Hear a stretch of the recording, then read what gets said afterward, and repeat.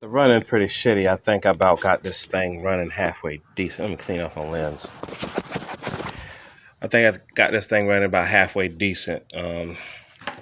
Carburetor is still kind of screwed up, so I can't get the idle down. But as far as it, cranking up and running, I think I about got it. I think the engine is good. Not solid, but good. I'm still gonna pull some stuff apart on it and make sure it's a decent bill, or decent billable, should I say, engine core.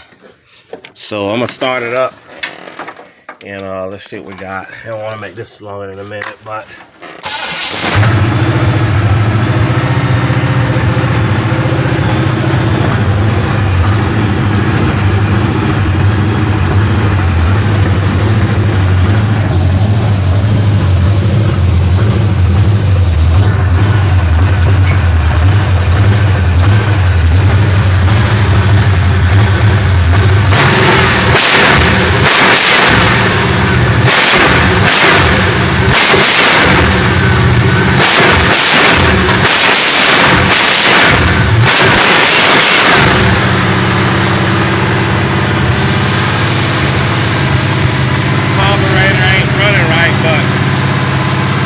seems to be okay.